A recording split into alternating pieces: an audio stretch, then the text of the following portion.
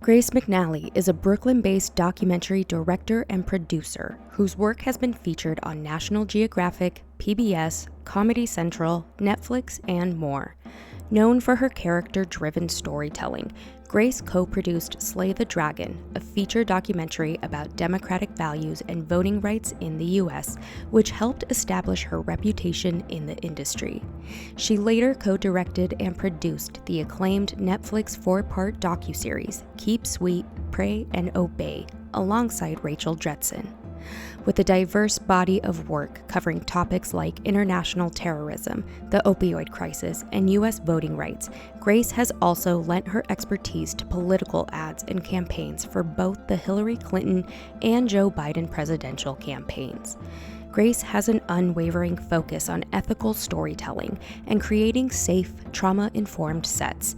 She is deeply committed to ensuring that the individuals featured in her films are treated with dignity, care, and respect. This approach not only enhances the integrity of her work, but also offers hope and inspiration to other filmmakers striving to make a meaningful, positive impact on the lives of those who participate in documentary filmmaking. This is True Crime in Hollywood, Grace's personal tale. All right, listeners, today's a wonderful episode that I have been waiting to do because I am sitting down with Grace McNally, who has been such a pioneer in the true crime space. She is one of the directors for Keep Sweet, if anybody watched that off of Netflix, which is personally probably my favorite Warren Jeffs documentary that's ever been done. I think it was so well done, and we'll obviously get into that. But first and foremost, welcome, Grace. I'm excited to have you today. Thank you so much for having me. I was honored by the invitation. Ugh, of course. So I just want to jump right into it. Where did you grow up, and what kind of percolated your interest in storytelling? I grew up between Switzerland when I was much younger, and then Massachusetts for high school, and then into college. And my Wow. family is from the New England area, Massachusetts, born and bred themselves. So that's sort of my, personal history, culture where I'm from. But I studied in Massachusetts at the College of the Holy Cross in Worcester, political science and international relations. Partly because having grew up in Switzerland, I was in an international school around a very international community. And that's what I was interested in. And I loved studying that. I loved school. But then I moved to DC after graduating and started working in the sort of international relations Mm. industry, if you will. And I found that doing that work was much different from studying Yeah. those subjects and those topics and being involved in some of that work. I quickly discovered was an ethical minefield. It was going to be really, Mm. really difficult for me to find work that I felt comfortable doing. Yeah. Um, and so at some point I took a step back and I said, okay, we need to reassess and find a way to work in a way that feels ethical and comfortable. And I didn't think I was going to be leaving politics at the time. I just thought I was taking a break. But I moved to New York and I actually got a job on Craigslist. I was just looking for something to do.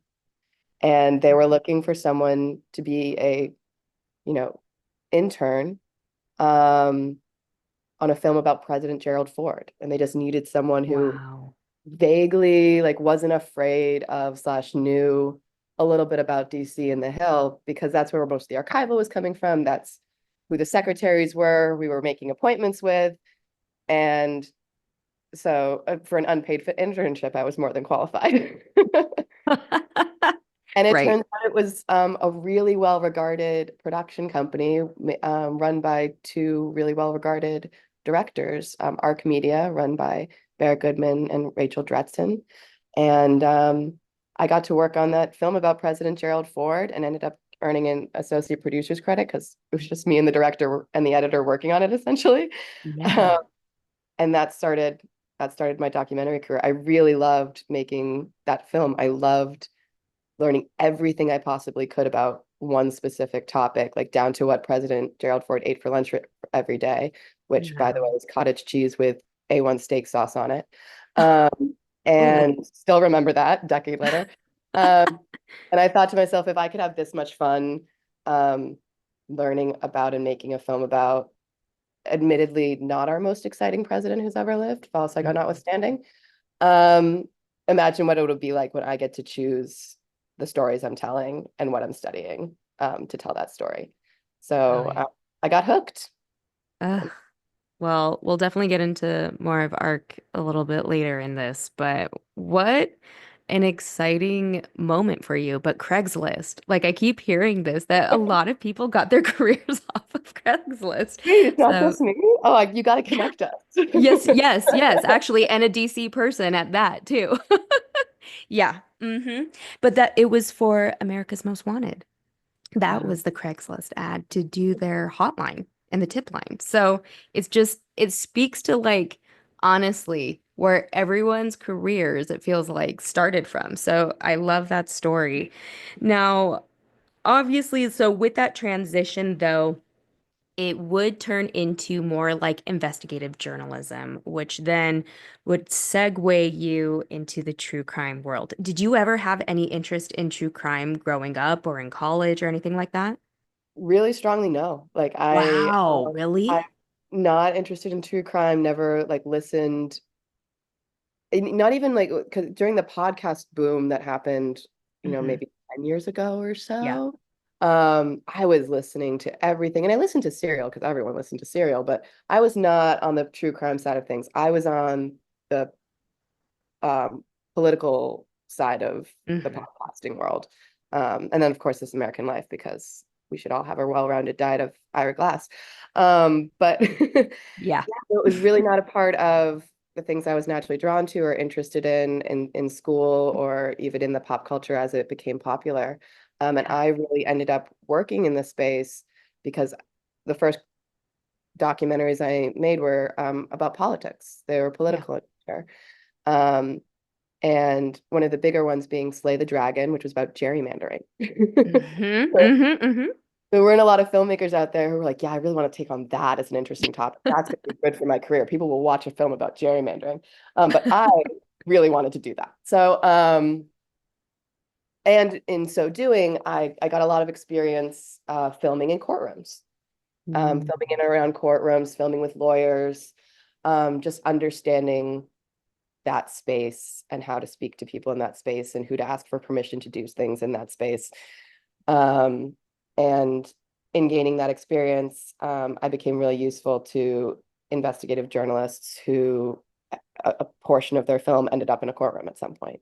And so I Right. became, a producer who was useful on projects for that reason. And I was happy to help some really wonderful projects do that part of their production. And so it's not surprising that I started to do more and more films that had a crime element, at least. Hmm. That's why a lot of people end up in a courtroom. Yeah, Not the only exactly. reason, but it's why a lot of people end up in a courtroom. So, yeah. Wow. That's wild though. Like I think you're the first person that has said that, that they didn't have like an automatic, interest in true crime. So that okay, so let's kind of Yeah, it segue really does into make me feel like an alien sometimes. no. Like, yeah, no, because I get to work with people who consume a lot more of Yeah, the content in our space than I did or even right. still do. Right. Um, Exactly. yeah. Yeah. So from Slay the Dragon, which was also another Arc Media production, transitioned to Keep Sweet. And I think that was when you were introduced to me, like during those early days when you Yeah, that's started. when we met. You're right. Yeah. Early Yeah. days Which of was, I development. think, 2020. I Oh, want to could say it was like way back when. I mean, no, it might have already been before then. before that, it 2018 or could. 2019, potentially. It was those very early days that we met, I think. Yes. Yeah. Yes. Oh, you know what? Aha. Because I got to sit down with Rachel Dretson here in Salt Lake because she was coming out in Oh, 2019 to start kind of scoping things out, I think, doing that initial like trial run. And met with her, had dinner. We had this wonderful conversation about true crime. And I think that's when that segued into there. And so we met finally, I think, yeah. So within that time frame of like 2019, 2020. So it's Yeah. been almost 5 years. That's wild to think. So with that being said, though, when that was shared with me, what you were all going to pursue, and which was a heavy emphasis on these survivors. Can you talk to me about that development process and then how you transitioned out into the field and how that all came to be? Yeah, so I think I had just finished another project with ARC. I can't remember now which one it was, but I think they wanted me to stay. I had had a reputation of if there wasn't a project I really wanted to do at ARC, popping away. Yeah. And they liked having me around, and I liked being around. So Rachel very quickly sort of offered the opportunity to do a little bit of research into um, this story that a woman, Allison Damon, had brought us and said, I think guys should look into this. You'd be very good at as a production company at making this film about the fundamentalist Mormon church. And so I think all of us at the time were pretty suspicious that it was actually a story we wanted to tell. A lot. You said Keep Sweet is one of your favorite Warren Jeffs documentaries. And you can say that because they're like we've There are told so stories many. before in Yes. so many different contexts too. Like there's books, Hmm. there's short form, there's news, there's full length documentaries, and there's even um, a feature length film that premiered at Sundance. Yes. Um, so, we'd really, we as a media community, we had told this story a couple Yeah. times, a couple Yeah. different ways. And so we were very suspicious that there was anything more to say, that our style, needed a version of this. But I think they wanted to keep me around, so they said, we'll do a development thing to just until we figure out what you're actually going to do. Yeah. Um, and I said, why not? I would love to go to Utah. I'm a big snowboarder. So I went down and I made appointments with as many people as I could to go hear their stories and do that, first boots on the ground investigative journalism. You're just doing a lot of listening. And I was really expecting to come back and say, you know what, we've told this story before. It's really interesting. There's a lot of wonderful people, but we don't need to do this. The world doesn't need this right now. Right. We should be telling a different story. And I just came back really, really affected by um, a lot of the stories. I was really surprised. I mean, I knew they were going to be affecting. They're impactful stories of survivors, and they're about a deeply interesting and specific niche world. Um, but I heard so many love stories that I hadn't heard told before because I did my Mm. research before I went. I watched and read as much as I could that already existed. Um, some that I liked and some that I didn't like, but I felt like I hadn't heard a lot of these love stories before. Uh, Mm. and that's, everything from romantic love to familial love to sisterly love. And I was really interested in that. I was really interested in these love stories, especially the ones that I felt hadn't been told before. I loved how they intersected with ones I had heard before. And I Yeah. actually went back and I told Rachel, there actually is something here. And I think she was excited because I think she had been genuinely tempted by the story and wanted to tell it too, but wasn't sure if that Yeah. ground had been covered. Um, and so when I came back with like a little twinkle in my eye and said we should actually do this, Yeah. very, very excited to do it. So Uh, yeah. And you're right, because it's been decades that there has been coverage on this. And I mean, even dating back, I think my first memory of it was like an Oprah special back in like the early 2000s. I think when that was first yeah, which introduced is to me. actually featured in Keep Sweet. Yeah, yeah, yeah, yeah, yeah. That's right. Oh my gosh. Yeah. Okay. So there we go. And me being in Utah, I grew up with polygamists, but they were not affiliated in that Yeah. regard. So it was second nature to me. So then when Rachel and I had that conversation, I also was like, well, yeah, I know a lot about the FLDS. I mean, truly, it's hard not to when you're here in Utah, but I think also reality TV also started like platforming them a little bit too, and you start seeing their lives outside of that world as well. And I think there was like, if it was TLC or what, but I know they showed some of these survivors living in Salt Lake City and like adapting to regular city life, which was wild to watch. But on the flip side, when you look at a place like Short Creek, which is where you were quite a bit of that time, can you talk to me about like what life looks like down there for people who may not have seen this before? Well, it's already changed since I was like essentially living there. Mm. Yeah, because now they have like a bar in town and a brand new grocery store, which really changes the vibe. Wow. But yeah, no, a bar. No, but when I got there, it's a town right near Zion National Park, but sort of on the other side and on the Arizona border, so that there's no reason to drive through there. There's no reason to go there, Yeah. even if you're a tourist going up to Zion National Park. But a little further west and north, there are some small towns that sort of service that tourist industry and are places you can pass through. But uh, Short Creek is on the border. All it had was when I was there was a gas station and a coffee truck, I guess, for lack of a better Ooh. way of describing it, um, as the businesses in town, or at least public facing businesses.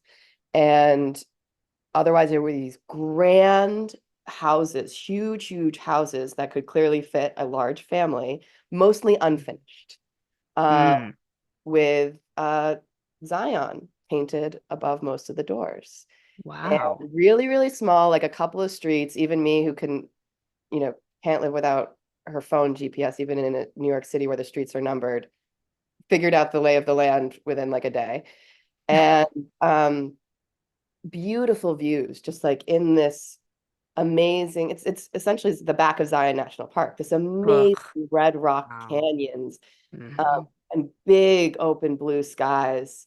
Um, and yeah, it's this strange little town. And if you look at it from above, which I did, I actually flew a plane over it to do some filming of it. Or you could see it from a drone. We saw it from a drone several times.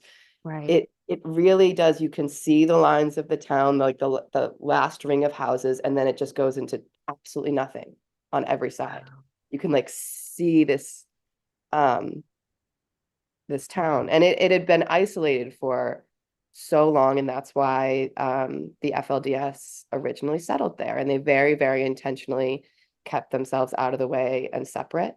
Um, and really were able to, all the way up until Warren was put in prison. And even afterwards, even when I got there, essentially was still um, an FLDS culturally based town, I guess you could Yeah. say, um, that um, hadn't gotten its bar yet.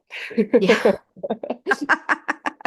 Miracles, what that And will do. yeah, and it definitely been influenced by outside society at that point. A lot of people were out and maybe still living there, and so there it wasn't, the Short Creek of lore, but Yeah, tell that's what it had been not that long ago. right. Exactly. But you also, now I want to dig into this a little bit because something that you and I have talked about is when we are working with people who are severely traumatized, there is this level of trust that needs to be built. And so when you are reaching out to these individuals, can you talk to me about what your process was and some of those relationships you were able to develop and still keep in contact with today? Yeah. It starts the way it starts. Usually, it's a cold email, but in this particular case, it was that a development producer named Allison Damon had made some relationships, sort of outside the community, people who knew the community well, lawyers and private investigators, etc. And it was through them that we, met our first line of people, I guess. Um, People who, through those lawyers, private investigators, advocates, endorsement, agreed to speak with us. Um, and that those initial conversations, even those people were a little bit suspicious. Some of them had Mhm. never spoken to media before, because there were still people in the FLDS, still people really, really closed off, even this many years later, and who had never spoken to media and didn't really consume much outside media, if any. And then there were people who had been essentially media trained because ever Yeah. since Lauren got arrested, they were on like TV or on Oprah or in a film, and knew exactly what we wanted them to say. Yeah. Um, but regardless where they fell on that spectrum, which was a wide one, for even for my experience, like I had never met people who had been so inundated by media for their entire lives, and people who like wouldn't read newspapers because it could contain content of the devil. And so it was Mhm. really full range. But they Yeah. all had something in common, which is that they were suspicious of me. And it wasn't necessarily because I was an outsider. I think it's the same reason anyone you're starting to make a documentary about is suspicious. And that's that we want something from them. We ultimately want Hmm. their Hmm. story. We want to use it for our own purposes, whatever those are, um, which hopefully are well-intentioned Yeah. purposes. But ultimately, that's what we're asking from them. And we're asking them to give us something. And people, very understandably, are afraid that if they're giving something to someone they don't know, they might be taken advantage of. Yes. And that is a really, really reasonable fear. Hmm. Hmm. So it's about having as many conversations as possible to be sure that both you and your potential participant, subject, character, however you want to refer to them, depending on the film, um, feel safe and both understand what that giving and taking is going to look like. So, I mean, that applies to all films, and that wasn't different in this case either, regardless of how much media training they did or didn't have. It was just this really human emotion of being afraid to give something away that's precious to them, their story. Hmm. Hmm. And luckily, if that's the right word for it, we started this development process right before COVID hit. And Yes. so what that did is it meant that I not only wanted to, but actually had the excuse and therefore the budget, and Mm. the time to just stay in Utah, um, for extended periods of time without coming home and spend a lot of time with people, having those conversations.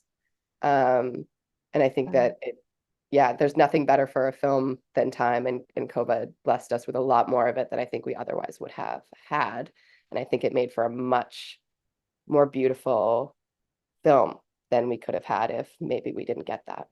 100%. And I definitely want to unpack that a little bit more pertaining to COVID. But before we go there, I want to hit on something that you touched on, which is, first of all, working with cult survivors is completely different than working with other trauma survivors in different types of crimes, I guess, because I got to do a series recently with Hulu that solely focused on cult survivors. And I did speak with some FLDS ones, and you're right. There is this level of suspicion. There's also this, who really are you? I did not just the FLDS people, but other cult survivors very much were suspicious of me, or, said, well, how do I know you are actually Celene and you're not impersonating her? And like legitimate fears, but you can see where those fears are stemming from. And so something that people also have to understand with people who have lived in a cult for pretty much their entire lives, they don't know anything outside of that. And just as you said, they aren't maybe consuming media or anything like that because it could be satanic or, whatever those communications are that they believe in.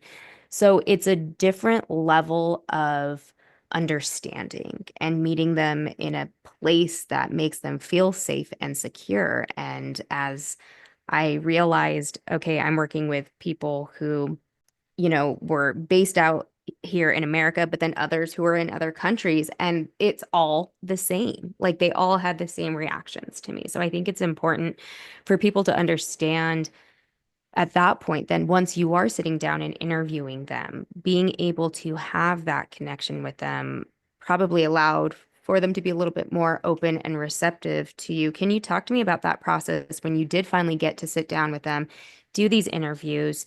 What was that like for them and for yourself to be in that moment?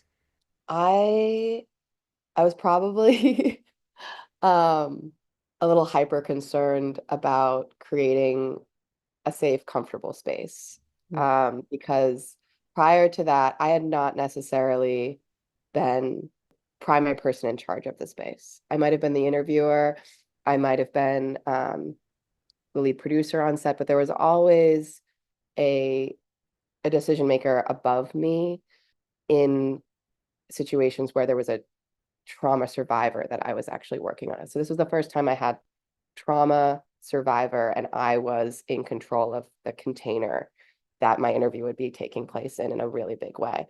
And so I was really, really aggressively focused on making it feel safe. And I wonder if that worked at cross purposes sometimes, my level of intensity with the crew about it. Um, but yeah, it was about really, yeah, thinking of the space as a container and what are they walking into? Are they walking into a mad set where like lights are being swung around and adjustments are being made to them, with maybe consent, but maybe a little bit of like rushing them and moving them around as if Yeah. they're an actor and not a subject of a documentary film?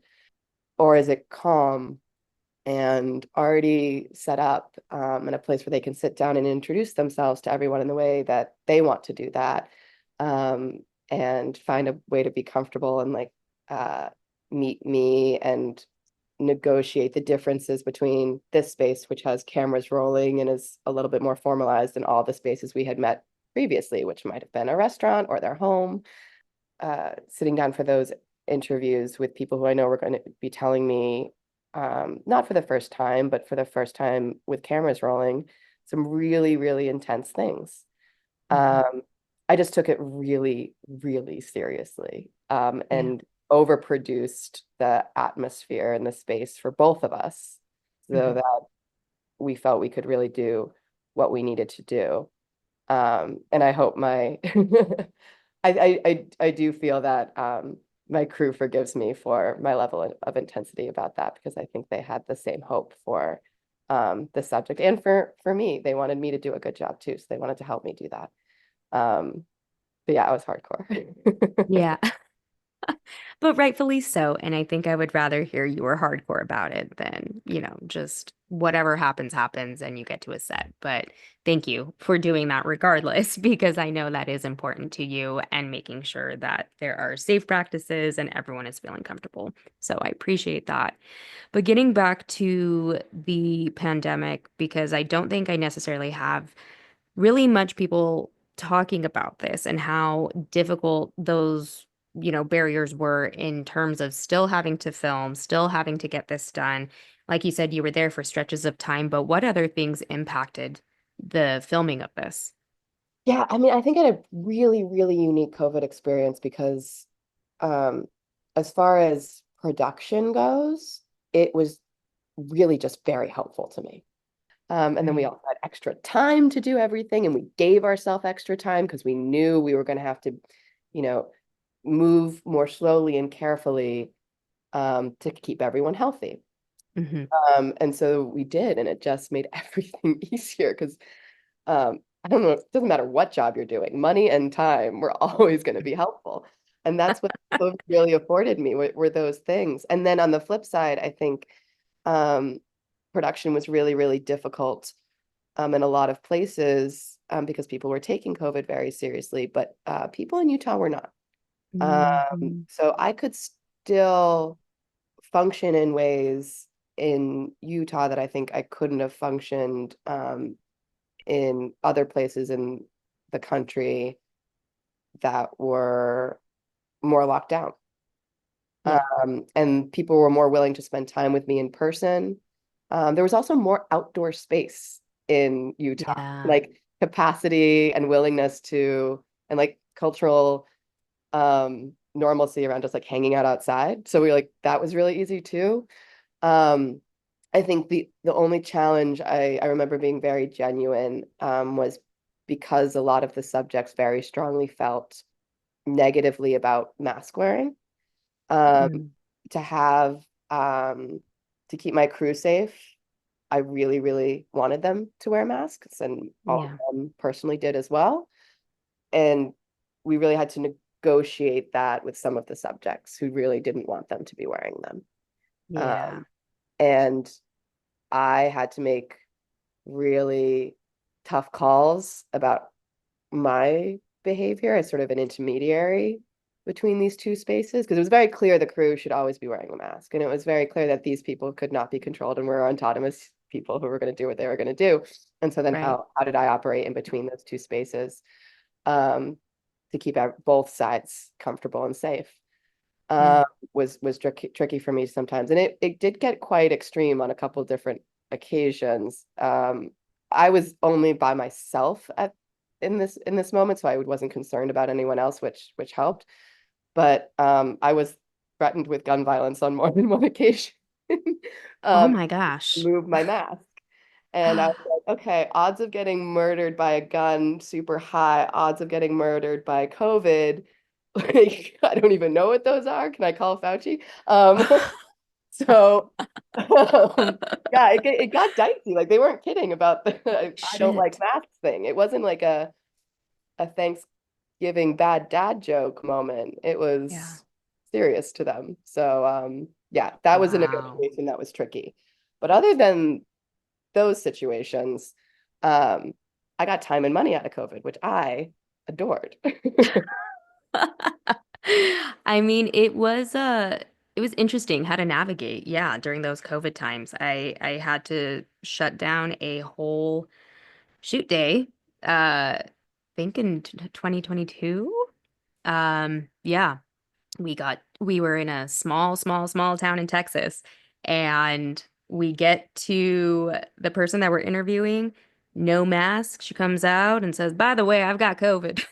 And we're all like, okay, well, calling my showrunner, I'm like, yeah, we can't do this today. And, and I was terrified. I was like, I'm going to lose my job for making this call. But yeah, same thing. She didn't want to wear a mask.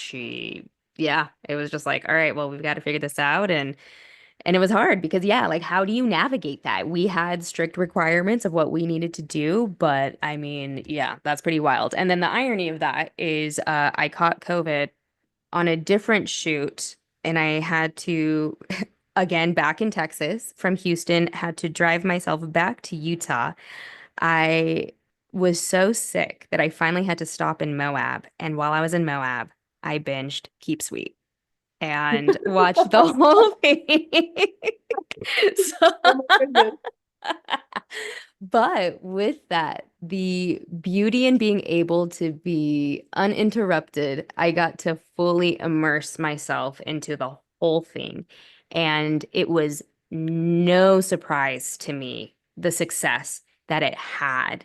So, can you talk to me about how that kind of transpired after it came out? What were your feelings? Because this was obviously a documentary that you fully put yourself into, and really your name was finally shining out on this. Talk to me about that. Yeah, it was pretty surreal because I had had premieres before that felt like they helped me understand that my job was real. And that I was actually making movies because I could physically Uh-huh. see one on a screen. Hmm. Helped my parents too. I know Um, that feeling well. yeah, right. So it definitely like added to that list of reminders. I was like, no, this is a real job. Um, which was great. Loved that. It also felt like a huge accomplishment for this team that had spent so much time together through Hmm. a long film. It took, 3 years to make, which is not rare for a documentary, but you probably know well the ones that take longer. You built this family, you Hmm. know people really well. So it was wonderful to share that moment with all of them. And we weren't we were really hopeful that people would watch it and would enjoy it, would take something away from it. But we weren't sure because, like, once again, we were telling a story that had been told by other people, and some of them did a really good job. In it coming out at a time where true crime was already very popular, there were other options of things to watch in that space, even. Mhm. And so we really didn't know if it was going to do well. And, I was most concerned, as I think the rest of the crew and Rachel were, that people felt well represented by the film, Mm. because that was super not a guarantee. A lot of these people who trusted us with their stories did not align. Yeah. Yeah. And and we did our best to tell an honest and truthful and well fact-checked story. There was content in that series that specific people that we interviewed would not have agreed with. Yeah. Unsurprisingly, they just have different religious belief systems. So, like, just Yeah. based on that alone, let alone the more detailed conversations about what happened between two family members on a given day, however long ago. Yeah. Um, we quickly got feedback, and people acknowledged some of the things that they disagreed with that some of their family members or peers had said, but everyone felt that their voice has been well represented and really Mm. enjoyed the series, which is, I think I got really spoiled by that as one of the first true crime pieces of work that I put out with my name on it as the responsible party Yeah. for this series. That was an incredible gift, that I got to feel that from my subjects, who I think treated the series with a lot of generosity, and then even, we worked really hard to earn that reaction, as Yeah. well. So that felt really, really good. It made it a lot easier to stand what I find a very difficult part of the process, which is everyone else watching their work Mhm. and having 4 45-minute episodes represent 3 years of my lived experience, both with the subject matter and with my crew and with my personal friends, family, and life. Yeah. To see that come down to 4 45-minute episodes, I find really difficult. Hmm. And even Hmm. though I got to decide in large part what those contained, it doesn't feel like enough. It never feels like enough. Yeah. The fact that the other people depicted in the series, that it represented them well, really comforted me during that Yeah. part. Yeah, I find the sharing, you're of course proud, but I find it really hard because it never feels like enough for what Yeah. you learned about a place and about people. Absolutely. And that's the Yeah, hardest part about true crime is yeah, that, we do know so much more than what is actually put out there. And that's what makes it hard. And you're right. And trying to decipher what are those nuggets that you are going to platform, but man, there's all this other information that you wish you could too. So I so wholeheartedly agree with that. But one of the things that reconnected us was this topic of ethical true crime and storytelling. And you were able to hop on my producing with empathy workshop, and that's kind of when our discourse really started opening up again. And you reached out to me and talked to me about being more trauma informed, and you were starting to move in this direction as well, just in your own volition. Can you talk to me about what kind of transpired, that what has inspired you, and what are you looking forward to do in the future when it comes to producing true crime? starting with how I moved in that direction, I guess. I think I was really naive to assume that production companies and more experienced filmmakers had it all figured out. Hmm. And every project is unique, and there aren't good incentives to create standards for safety. And I think I got really, really lucky on Keep Sweet in a lot of ways. I had all that time and money from COVID, as I mentioned before. I had an amazing co-director, Rachel Dretzen, who had similar priorities to me, as to what we thought was important in how we told this story. And we were able to do it in a way that felt ethical. And after Keep Sweet, I found that I couldn't necessarily assume that, and that if I wasn't paying close attention, these things could innocently be forgotten or very intentionally fought against. And Mhm. that frankly surprised me. I was surprised. I was caught off guard. And I realized that I was in charge of a lot of places that didn't have anyone with training to make that place feel safe or training to deal with potential problems that could arise. There's no like accreditation to become a documentary filmmaker. There's like barely even Yes. like a clear education path. And I Yeah. didn't have it either. Right. So I was like, okay, well, we just have to sort of take it upon ourselves to to learn these things, I guess. And so I started trying to learn more. And luckily, some people had come to this realization before I did. Um, and there was a Society of Mental Health Coordinators where I was able to take some classes. And there were other filmmakers who were able to give me advice and, tell me books to read or point me in the direction of training. Um, but then I actually had to go on set and fight for those things, potentially, act as the mental health coordinator on set, even when that wasn't my explicit role that I was being paid for on Right. set. And it might even have worked at cross purposes from the things I was supposed to be concerned about, like time, money, and storytelling.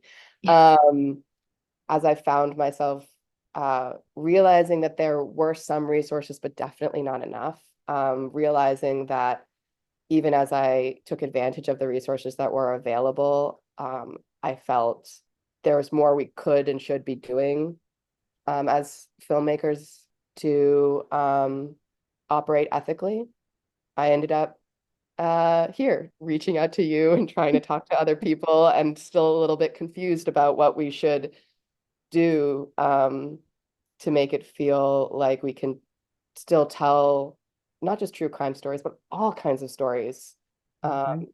responsibly and ethically.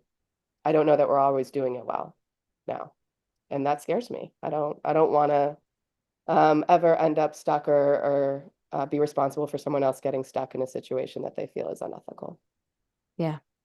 And it's important because I think that's the other thing too, where the other side of it is that we have observed ill practices when it Yeah, comes to this type of, content, if you will. And I think being able to be in freelance and experience different production companies, different, network notes and requirements and hearing all these things, it is kind of like, well, what do we do? And that was the thought process that I had with doing this workshop because it was so important to me that we do have some type of code of ethics, whether it be, starting in development all the way through to post. Because one thing that I recognized doing a cult series was that the level of horrific stories we were hearing was on another level.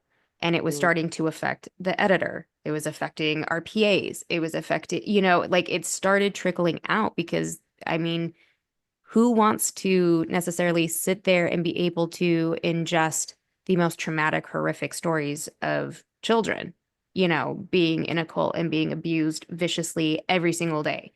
How is that not supposed to affect people? So, on the flip of that, it also was important to me and evidently to you that we also share this similar concerns when it comes to other producers and our crew members because they also don't know necessarily what's going to come up. I mean, you have, yeah, audio coming in and maybe they're hiring local. So they aren't in tune, with everything that they're doing. And then they show up to set and then they're sitting there for 8, 10 hours listening to this.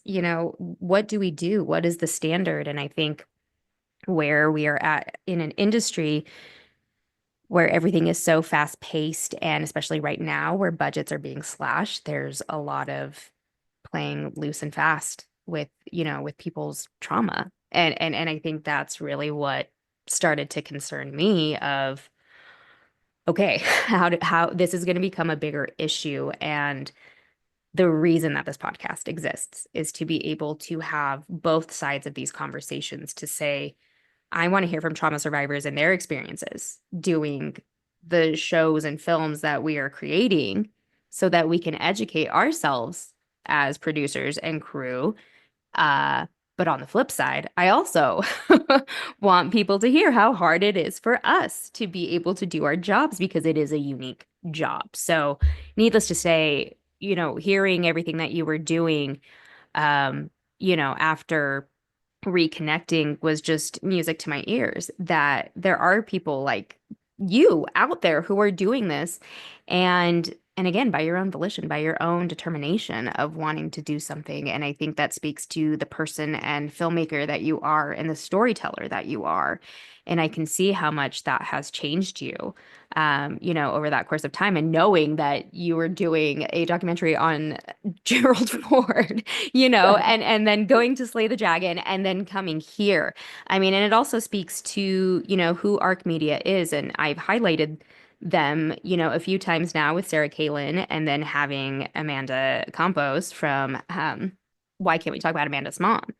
And Yeah. that is something that Arc has really put themselves, out there for. And it's really this caring and most respectful way of storytelling. And that also starts with development, which I have already called out Zach, Oh, for this. yeah. And as someone who I keep in contact with regularly, so it really speaks to the bigger picture of what Arc is trying to do, of what Barrick's trying to do, and Rachel and how they want to make well-intentioned films. And so by having you then get Yeah. into Keep Sweet and be a part of that family and this legacy that they're creating, it is really inspiring. And I definitely want to make sure that I call that out because it is not often that I see this kind of, determination when it comes from production companies and storytelling. So just know that from my viewpoint, it really is remarkable to see and all of the creations of what have been built under ARC and really co-signing, everything that you're saying. So just know that.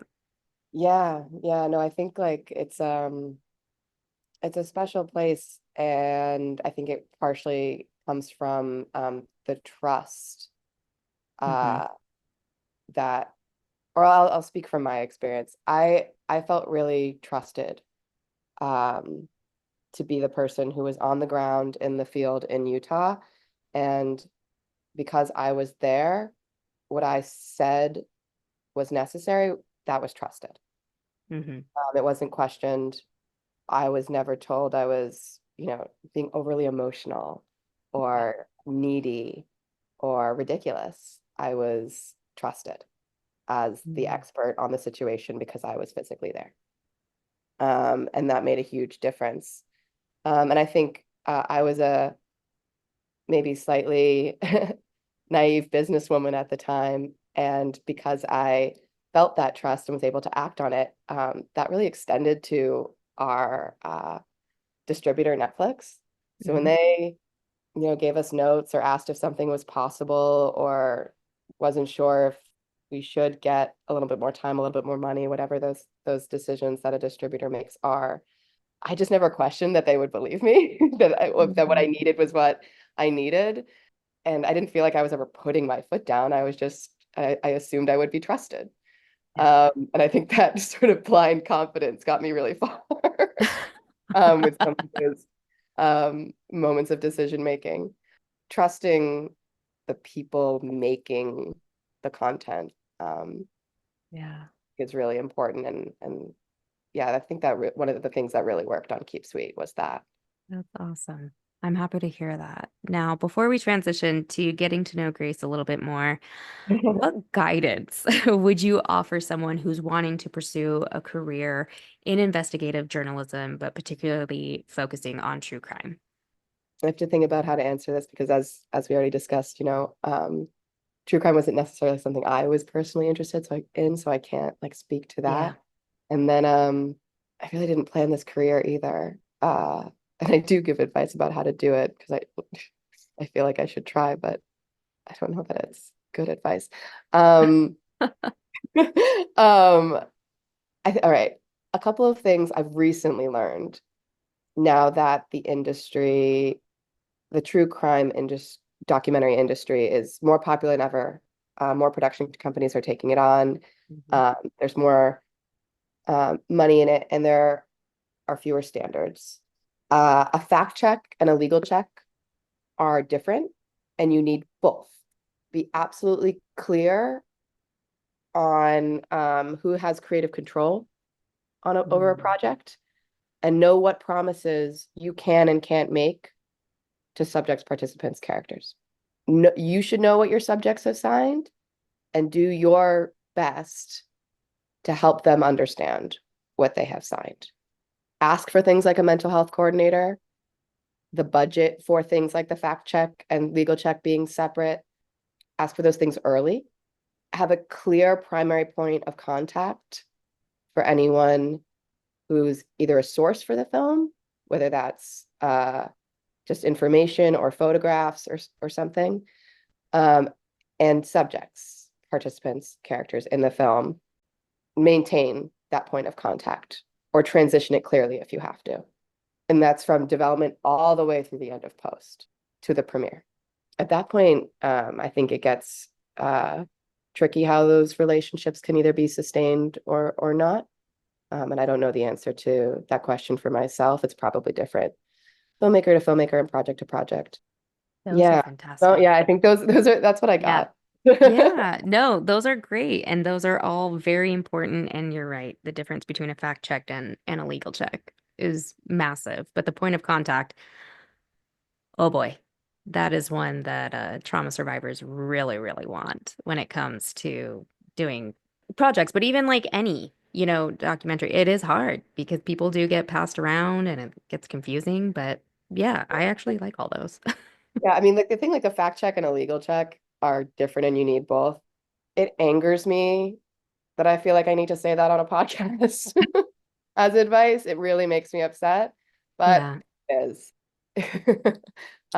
If you already knew that, remind the people you are working with before you get started. Please and thank you. But Yeah. something like the primary point of contact, it sounds obvious when you say it, but when Hmm.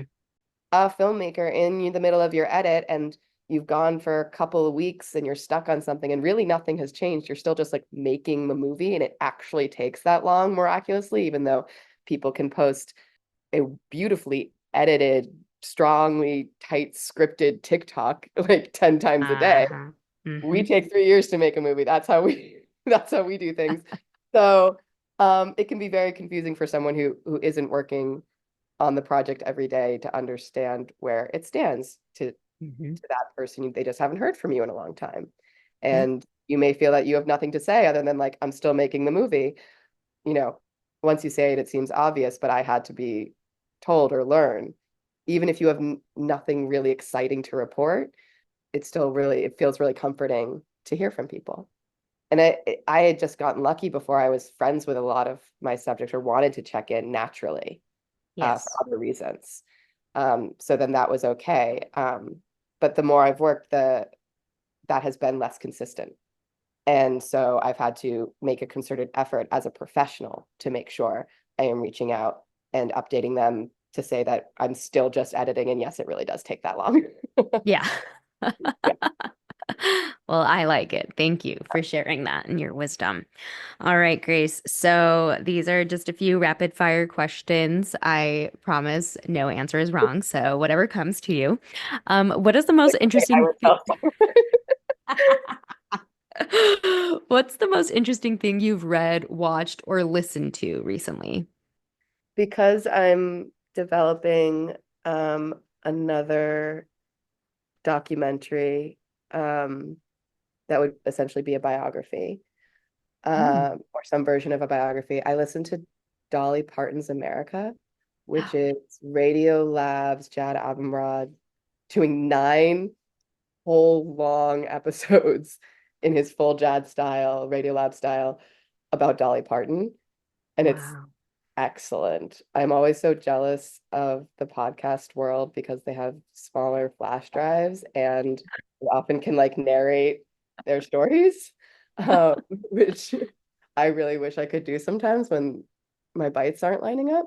But yeah, it's a really, really good 9 episodes of content. Oh, that's amazing. I love that. And I love Dolly Parton, so I'm gonna have to check that out. Oh Thank yeah, and then you. they like play clips from all of her music, and I discovered Uh, songs I did not realize she had written, and yeah, she's yeah. Oof. Okay, adding that to my list. Now, how about some local favorites? I love shouting out small businesses, so restaurants, bookstores, anything at this point. If you want to do New York, if you want to do DC or your hometown, or a couple of both, whatever you want to do. local favorites. Okay, I'll do two. Um, if you are in New York, it is actually super, super easy to get to the beach on the subway. Mm. And you can go surfing on the Rockaways, like real surfing. And it was Oh, so fun. And you can rent a board there and a wetsuit. And you can go surfing in New York City. And it's super easy. Yeah. that's nuts. It's wild. It's so fun. You do not need to go to like Lisbon to do that. Mm. Or California to do that. You can surf here in New York and it's a blast and you should take your friends. The beach is the best place on the planet. So that's my New York recommendation. Go surfing in the Rockaways. Love it. And then because for lack of a better place to say I am from Falmouth, Massachusetts, which is on Cape Cod. I will shout out the Woods Hole Film Festival and the Woods Hole Oceanographic Institute. I'm currently making a film about the history of whale acoustic science. And they have an awesome film festival and awesome science programming run through the Woods Hole Oceanographic Institute. So if you're on Cape Cod or near Cape Cod and want to do something nerdy and sciencey and oceany, um, look at those things. Ugh. Well, I love both of those answers. I was not expecting either of those. They're So both that's like oceany and incredible. salty. I'm on That's yeah. fine. We see where that brings you peace. So Yeah. I love that answer. All right, last question. Who is a hero of yours and why? It's funny. Part of the reason I'm pausing is because I have an answer to this question that I always give her as like my joke answer that's secretly very serious. Yeah. Um, that's super kind of lame. It's my little sister. That's not So, lame. so fucking cool. Um, And no, the reason it's the most lame is because I also take a lot of credit for how cool she is. I feel like I'm the first pancake and I really set it up for her to succeed. Did she take it and run with it? Yes. She totally, yeah, she's a really interesting and brave person and one of the best things I ever did. She's much younger than me. She's 8 years younger than me. And one of the best things I ever did was decide to make her my friend when she became an adult. So when she turned Mm. 18, we had always been sisters. We had been more or less close as sisters, but she grew up so many years distant from me, and I had been out of the house for so long. And when she became a grown up, I was like, I want to be friends with this girl. She's super Mm. cool. Oh. So then in addition to being her sister, I like, really tried to become her friend. I chased her down, made her hang out with me and stuff. Ugh, that is so sweet. That warms my heart. I have not heard an answer like that. So no, it is not. A little cheesy. It's pretty bad. Ugh, no. I was again not expecting any of this. Well, Grace, you're seriously just such a pleasure. And I love learning from you and I love hearing these stories and truly thank you for everything that you're doing on your end because it does feel like an uphill battle, like a good portion of the time. And I know, we share similar sentiments when it comes to, the difference that we're trying to make in terms of storytelling. So just know that I am so beyond proud of you, honored to have you in this orbit and, our paths crossing again almost 5 years ago, which is nuts to think because it felt like 2 years ago. So it really just speaks to just watching the growth of you and your journey and what you're channeling out into the world. And it's really important. So thank you so much for doing this. And I would love to have you back on too, as well. Just keep hearing about all the different projects you're doing. Even if it's outside of true crime, I still want to hear about it. And I'm sure listeners will want to too. So thank you for doing this. Well, thank you. It's so flattering to be invited. When I saw that you had this podcast, it was a huge comfort to me to hear that someone as successful and intelligent as you was also struggling with the same questions and trying to find answers. So that was a huge comfort. And then it was really informative to listen to a lot of your podcasts that I discovered. Oh, Um, so, thank so you. thank you for doing that. I'm helps me be hopeful that we will find these answers and make this industry feel safe for everyone involved in it. So yeah, Great. I really appreciate what you're doing. Thank you so much. Be sure to join me next week as I sit down with Louis Foget, a longtime cast member of WeTV's Love After Lockup. Louis' story isn't your typical prison narrative. It's one that shows how our past mistakes don't have to define our future and what it truly means to rise above. While Louis' full origin story will soon be shared with the public, he is deeply passionate about his family, fitness, and his new career as a realtor. This is an inspiring conversation you won't want to miss. This is True Crime in Hollywood, a personal tale. Don't forget to like, share, and leave a review for the show. It helps more than you know. Thank you for listening, and as always, remember the victims and embrace the survivors.